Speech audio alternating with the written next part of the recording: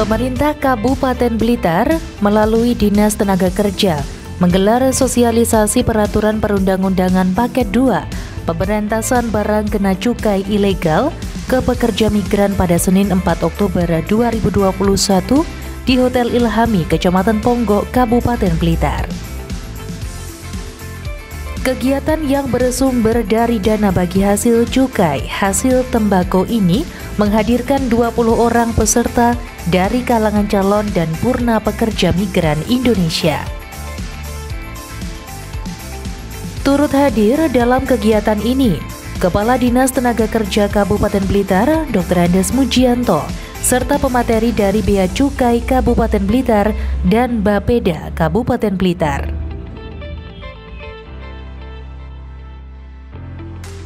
Barang kena cukai adalah barang-barang tertentu yang mempunyai sifat atau karakteristik yang konsumsinya perlu dikendalikan, peredarannya perlu diawasi, yang pemakaiannya dapat menimbulkan efek negatif bagi masyarakat atau lingkungan hidup, atau pemakaiannya perlu pembebanan pungutan negara demi keadilan dan keseimbangan. Sehubungan dengan penerapan jenis barang kena cukai sebagaimana disebutkan sesuai Undang-Undang Nomor 11 Tahun 1995 tentang cukai, sebagaimana telah diubah dengan Undang-Undang Nomor 39 Tahun 2007 tentang perubahan atas Undang-Undang Nomor 11 tentang cukai. Maka saat ini untuk sementara waktu baru mengenal 3 jenis barang kena cukai secara umum, yaitu etil alkohol atau etanol, minuman yang mengandung etil alkohol, dan hasil tembakau.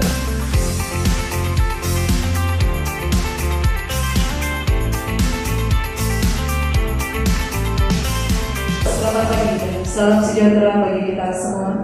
Yang terhormat Kepala Dinas Tenaga Kerja Kabupaten Blitar, yang kami hormati Kepala OPD Pemerintah Kabupaten Blitar atau yang mewakili, yang kami hormati Kepala Bea Cukai Blitar atau yang mewakili, kami ucapkan selamat datang di Hotel Ilhami dalam acara pembukaan sosialisasi peraturan perundang-undangan paket kedua dan seluruh peserta sosialisasi yang kami banggakan.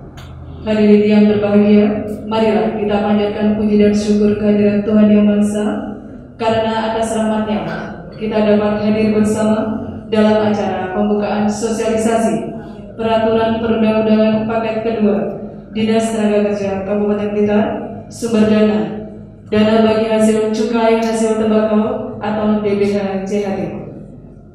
Hadirin tamu undangan yang kami banggakan, untuk mengetahui maksud dan tujuan diadakannya kegiatan pada hari ini, berikut akan kita ikuti bersama laporan kegiatan oleh Sekretaris Dinas Tenaga Kerja Kabupaten Blitar kepada yang kami hormati Bapak Nanan Adi STAT. Disilakan. Assalamualaikum warahmatullahi wabarakatuh. Selamat pagi, salam sejahtera bagi kita semua. Yang kami hormati Bapak Kepala Dinas Tenaga Kerja, Bapak Ibu narasumber dari Kabupaten Blitar atau Bea Cukai Kabupaten Blitar, serta bagian perekonomian Sipda Blitar. Perkenankan kami mewakili panitia untuk menyampaikan laporan panitia. Sosialisasi peraturan perundang-undangan paket kedua Dinas Tenaga Kerja tahun 2021 bertempat di Hotel Ilhami, Kecamatan Ponggok, Kabupaten Blitar. Jumlah peserta pelatihan 20 orang dari berbagai kecamatan di Kabupaten Blitar, dari berasal calon dan mantan pekerja migran Indonesia. Jadwal pelaksanaan Senin tanggal 4 Oktober 2021 adalah sosialisasi peraturan perundang-undangan dari Bea Cukai Blitar, Bapeda, dan bagian perekonomian. Selasa sampai dengan Kamis 5 sampai 7 Oktober 2021 adalah pelatihan kewirausahaan, yaitu pembuatan berbagai macam jenis abon baik secara teori maupun praktek. Jumat dan Sabtu tanggal 8 dan 9 Oktober 2021 adalah motivasi branding, bisnis plan, dan digital marketing. Maksud dan tujuan mendidik serta mendampingi para calon dan mantan pekerja migran Indonesia untuk menjadi wirausaha baru di Kabupaten Blitar dan memiliki mindset serta berwirausaha setelah mendapatkan modal dari bekerja di luar negeri, dan mengembangkan usahanya di negeri sendiri. Hasil yang diharapkan adalah adanya bimbingan dan pendampingan kewirausahaan bagi calon dan mantan pekerja migran Indonesia untuk meningkatkan kompetensi dan kemandirian bekerja, menumbuhkan motivasi dan jiwa kewirausahaan, memiliki bisnis plan rencana yang jelas dan terarah sehingga mampu bersaing di negara penempatan. Selanjutnya, dalam kesempatan yang berbahagia ini, mohon berkenan Bapak Kepala Dinas untuk menyambut, memberikan sambutan, serta membuka acara ini. Kurang lebihnya kami mohon maaf. Kami akhiri. Wassalamualaikum warahmatullahi wabarakatuh. Hadirin yang kami hormati, dalam kesempatan yang indah ini, mohon berkenan Kepala Dinas Tenaga Kerja Kabupaten Blitar untuk memberikan sambutan sekaligus membuka sosialisasi secara resmi pada hari ini. Kepada yang terhormat Bapak Dr. Andes Mujianto, silakan. Assalamualaikum warahmatullahi wabarakatuh. Selamat pagi, salam sejahtera untuk kita semua. Di hadapan kita ini seperti yang telah dilaporkan oleh Pak Sekretaris adalah calon dan mantan pekerja migran Indonesia (PMI). Calon yang akan kerja di luar negeri dan peserta yang sudah pernah ke luar negeri. Yang sudah pernah kerja di luar negeri coba angkat tangan. Waduh, wajar ya. Alhamdulillah, berarti pas ini. Jadi dari 20 ini ada 2 yang masih mau akan. Nah, ini tentunya tetap ikuti kegiatan ini karena di sini nanti juga akan ada sosialisasi tentang regulasi-regulasi yang ada, baik dari Bea Cukai, Bapeda maupun bagian perekonomian. Kemudian bagi Purna ini kita memang dalam situasi, meskipun sampean juga akan tanduk lagi, akan berangkat lagi, tapi karena situasi yang masih belum menentu di seluruh dunia, tidak hanya Indonesia saja, COVID-19 ini, maka kami ada sebuah ikhtiar, Mas Roni, ada pelatihan seperti ini dengan harapan jangan sampai waktu yang ada menunggu ini sia-sia adanya. Barangkali panjenengan punya jiwa entrepreneur untuk usaha dan lain sebagainya. Jadi pelatihan ini dikandung maksud seperti itu. Dan kepada narasumber, monggo nanti untuk dimotivasi apa yang sudah kami hadirkan pada kesempatan kali ini. Dan lebih nanti ke depan kita juga pelatihan-pelatihan kepada para pekerja, calon pekerja, kemudian kepada perusahaan sesuai dengan tugas pokok dan fungsi naker. Sepanjang ada anggaran yang ada di kami nanti akan kami laksanakan. Kami banyak ide, tapi belum banyak sanggup. Oleh sebab itu kami kemarin juga ngamen ke provinsi, Mas Roni, ngamen ke provinsi, kemudian juga dimotivasi oleh Pak Himawan. Ayo naker, situasi seperti ini adalah lembaga yang cukup strategis, harus ada intervensi yang luar biasa sesuai dengan tugas pokok dan fungsi, dan termasuk hari ini kami laksanakan. Perkara nanti materi harus bagaimana dan sebagainya, kita sharing. Mungkin tidak hanya seperti yang disampaikan membuat makanan dan sebagainya, kemudian juga proses bisnisnya kayak apa, kemudian digital marketingnya kayak apa, karena saat ini situasi sudah sangat canggih sekali. Media komunikasi yang namanya internet ini menjadi sebuah keniscayaan. Kita harus suka tidak suka, senang tidak senang, harus masuk ke sana. Apa itu ya, kalau makanan ya bangsane food, Grab food dan lain sebagainya. Caranya bagaimana nanti akan ada pembelajaran di sana. Nah, oleh sebab itu mari kita ramaikan usaha melalui digital marketing.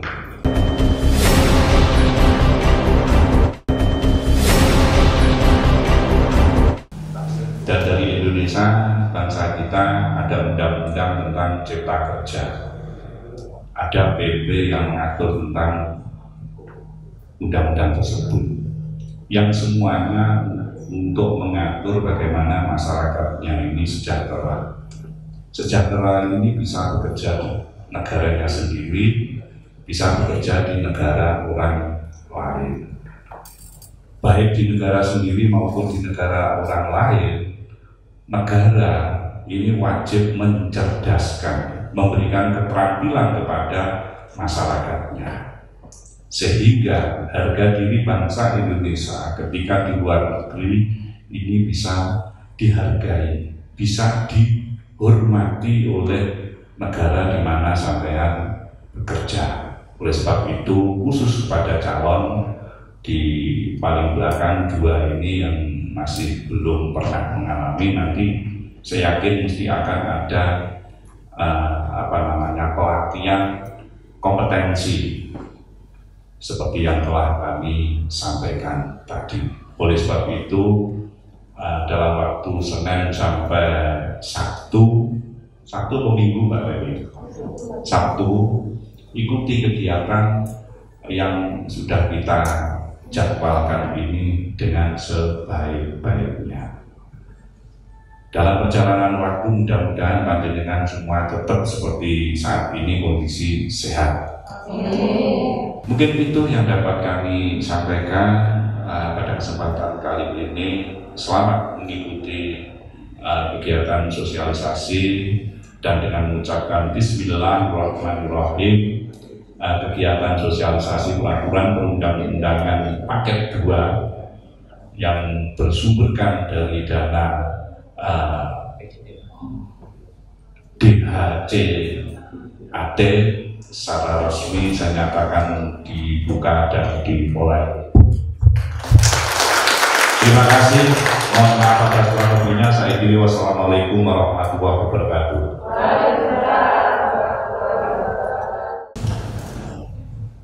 Ini yang desanya masuk program Desmigratif ada? Desa mana? Kebenaran Desmigratif. Tahu ya Desmigratif ya? Ya. Jadi persoalan kita selain tadi saya panjang lebar ngomong terkait dengan pemberdayaan, kita juga punya persoalan terkait dengan perlindungan. Ya. Kita sudah pernah dapat program bagus dari pemerintah pusat namanya Desa Migratif, desa yang peduli kepada pekerja migran, kalau saya membahasakan namanya begitu. Sehingga di desa itu para mereka yang mau berangkat itu benar-benar dibina sejak dulu, dari sisi perizinannya aman, ya, kemudian ada pendampingan dari desa. Nah, cuman sayangnya kali Pak, dan kita belum mentransfer Desmigratif itu ke semua desa 248 desa. Pada saat kita dapat program bagus Desmigratif, kita juga alhamdulillah mendapat program juga dari namanya lembaga, satu NGO yang bernama Invest. Invest itu mereka mendapat sumber pendanaan dari Jerman, namanya lembaganya AWU Internasional. Mereka membuat semacam Desmigratif, tapi berbasis lokal, sehingga mereka membentuk satu komunitas di desa yang namanya Kopi tadi yang saya cerita. Tujuannya apa? Kopi ya sama. Jadi tujuannya adalah bagaimana sesama komunitas pekerja migran itu saling menguatkan, saling berbagi, saling berkomunikasi, kalau ada persoalan saling membantu. Jangan sampai saudara-saudaranya yang mau berangkat maupun yang sudah berangkat itu ada persoalan di sana. Itu tujuannya komunitas kopi. Kami sangat berharap nanti baik des migratif maupun kopi nanti bisa menjadi proyek besar teman-teman di Snaker sehingga tersebar ke seluruh pelosok kabupaten kita. Ya. Kita sedang berusaha. Kopi sekarang ada di 3 desa plus 2. 3 itu jadi non, kemudian Rogo, satunya Padang Alun. Itu sudah dapat program sejak 2018 sampai 2021. Sekarang tahapan mereka adalah tahapan pemberdayaan ekonomi. Jadi mereka kemarin ikut terakhir pertemuan hari Sabtu minggu kemarin, pertemuan di rumah makan dekatnya Pak Sis, apa namanya? Joglo ya. Mereka menyusun drafting proposal bisnis, membuat rencana bisnis untuk komunitas kopi. Usahanya apa gitu ya, nanti dibantu membuat usaha. Harapan saya nanti teman-teman kopi yang di Sukosewu sama Sumber ya, yang sekarang sedang berproses, karena tahapannya panjenengan sekarang masih tahapan rintisan ya, beda dengan 3 desa yang tadi. 3 desa yang tadi itu sudah tahapan pemberdayaan, maka mereka sekarang masuk pada sisi penguatan ekonomi, bagaimana membangun bisnis. Nah, untuk desa Sukosewu dan Sumber yang dapat program kopi ini, sekarang tahapannya adalah tahapan perlindungan, membangun perlindungan. Akhirnya adalah membuat peraturan desa untuk perlindungan terhadap pekerja migran. Ya.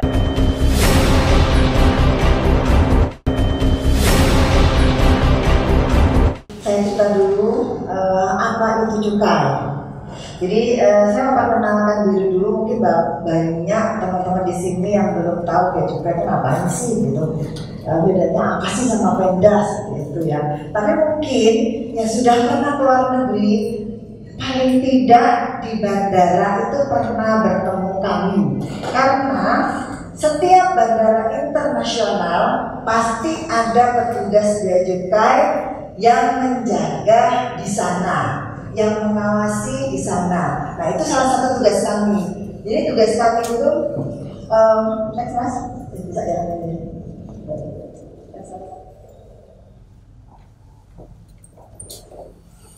Oke. Tugas kami itu ada 2, bea dan cukai. Ini sebenarnya salah satu tugas kami gitu. Nama kami itu dari tugas kami. Lanjut. Bea itu apa sih?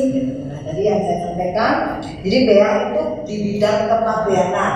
Nah ini yang berhubungan dengan mbaknya sama masnya ini ya.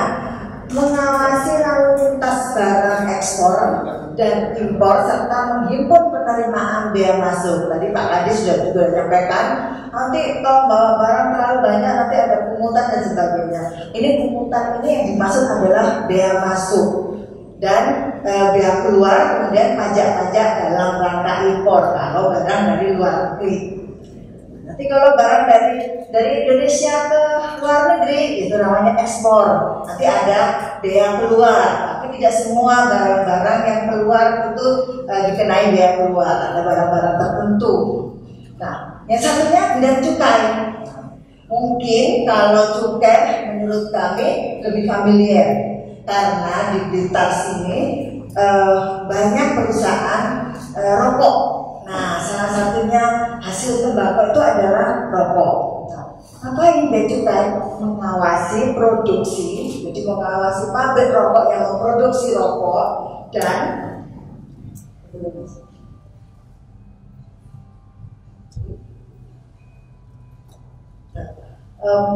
mengawasi produksi, kemudian peredaran barang kena cukai, serta menghimpun penerimaan cukai, pajak rokok, PPN, hasil tembakau.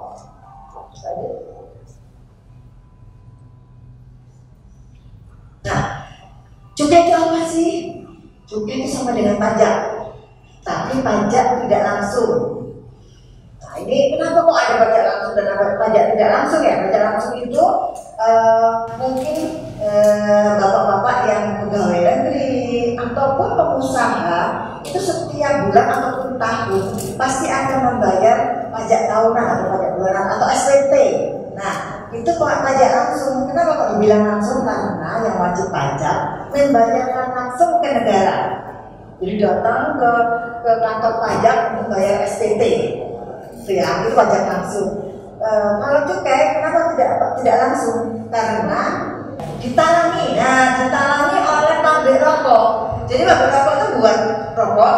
Nah, waktu mau dijual kan harus dilekati cukai, harus dilekati bandrol lah ya. Nah, bandrol inilah salah satu alat untuk melunasi cukai tersebut. Nah, di situ ada nilai cukainya kan. Nah, cukai pajak. Jadi ditalangi dulu nih sama perusahaan. Jadi bukan perusahaan rokok yang membayar pajak sebenarnya, justru malah masyarakat yang mengkonsumsi. Mungkin di sini mbak-mbaknya enggak, mungkin masnya iya, tapi mungkin ada saudara, bapak, atau suami, keluarga yang mau mengkonsumsi rokok, nanti bisa diceritakan. Karena tadi disampaikan bahwa kegiatan ini adalah didukung dari dana tersebut. Nah, kami mohon ini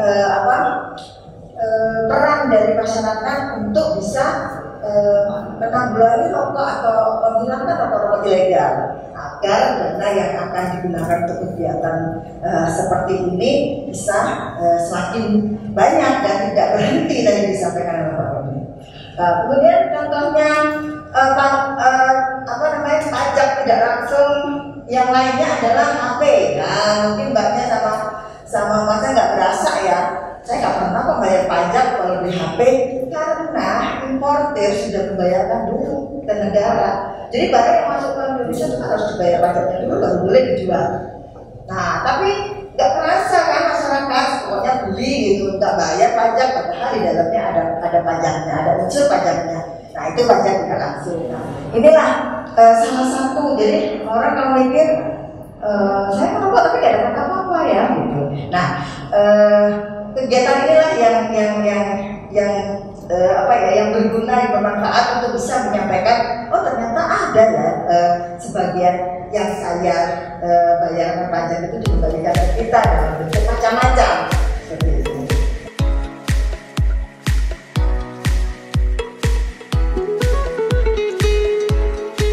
Diharapkan para calon PMI dan Purna PMI bisa memahami dan tahu apa yang dimaksud dengan kepabeanan ekspor impor barang bawaan, barang kiriman, larangan dan pembatasan barang bawaan.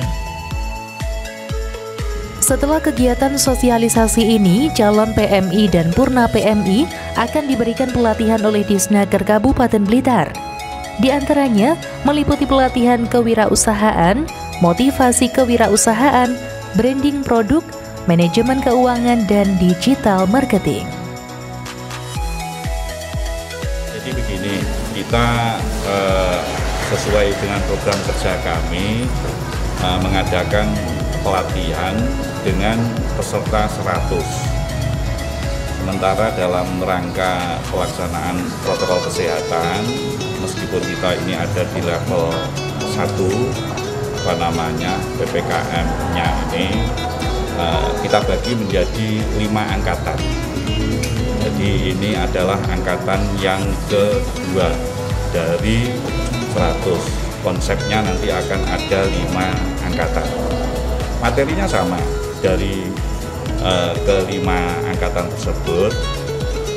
Kemudian yang membedakan adalah pesertanya. Pesertanya ada 2 golongan, artinya yang pertama adalah Purna PMI atau mantan TKI itu yang sudah pulang ke Indonesia. Kemudian berikutnya adalah calon PMI, sehingga bagaimana pemerintah daerah ini bisa menciptakan Purna PMI pahlawan devisa ini bisa hidup menggunakan modal kerja yang telah diperoleh dari luar negeri. Nah, kami tawarkan bentuk kegiatan pelatihannya apa dan lain sebagainya. Itu kemudian yang akan pergi ke luar negeri juga kita berikan pembekalan, dan itu nanti insya Allah ada 2 tahap. Tahap pertama yang mengikuti yang Purna PMI ini, yang tahap kedua tentunya lebih kepada skill yang spesifik sesuai dengan negara yang akan dituju, apakah itu bahasanya atau mungkin jenis pekerjaan. Ini nanti akan ada semacam pelatihan kompetensi, jadi kompetensinya kita berikan pembekalan. Jadi itu 5 angkatan ini mudah-mudahan di depan ini tidak ada perubahan-perubahan di peta Jawa Timur, khususnya Blitar ini kaitannya dengan COVID-19. Sepanjang masih seperti saat ini, kita bisa menyelenggarakan seperti ini. Ya sebetulnya melalui daring pun juga bisa, tapi namanya pelatihan ini kalau daring ya tidak begitu efektif gitu. Ada kendala jaringan dan lain sebagainya, sehingga kami tetap memilih tatap muka seperti ini. Dan sudah 2 angkatan ini. Yang pertama selesai 1 minggu yang lalu, istirahat seminggu, baru kali ini kita laksanakan lagi. Jadi itu maksud dan tujuan daripada pelatihan PMI maupun calon maupun mantan gitu. Dan harapan kami nanti juga akan koordinasi dengan OPD terkait yang punya tupoksi pemberdayaan masyarakat. Siapa itu? Adalah Dinas PMD yang dulu kami pernah dinas di sana. Bagaimana kami akan membuat sebuah kanalisasi. Jadi dari potensi-potensi SDM ini bisa direkrut oleh kepala desanya di dalam BUMDesma dan lain sebagainya. Contoh seperti di Nglegok. Di Nglegok itu ada BUMDesma kawasan, yaitu Agro Mina Wisata. Dan di BUMDesma tersebut itu juga dibuka saham. Jadi di samping penyertaan modal dari APBDes, ini juga ada penyertaan modal dari masyarakat. Nah, mereka yang punya uang bisa, yang punya tempat dan kemampuan di dalam beternak koi, ini mungkin juga bisa bergabung di sana. Ini harapannya begitu. Ya tinggal komunikasi antar stakeholder di Pemkab ini. Sosialisasi hari ini itu fokusnya ke Undang-Undang Cukai, karena memang dana yang digunakan adalah dana bagi hasil tembakau.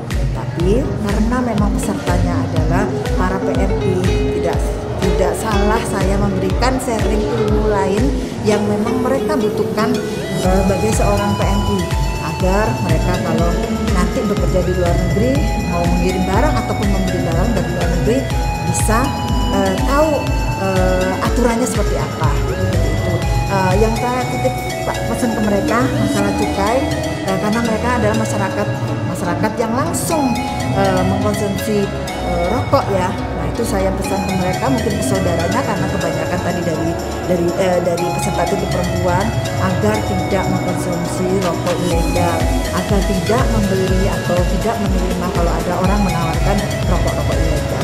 Itu dan tujuan kami agar masyarakat bisa ikut berperan dalam peredaran rokok ilegal. Seandainya masyarakat sudah paham tentang rokok ilegal itu tidak bagus bagi kesehatan maupun penerimaan negara, saya yakin yang menjual rokok ilegal pun lama-lama tidak akan laku kan. Jadi itulah sangat kami harapkan peran masyarakat terhadap peredaran rokok ilegal. Nah, untuk waktu ini kami bisa memberikan sosialisasi ke masyarakat.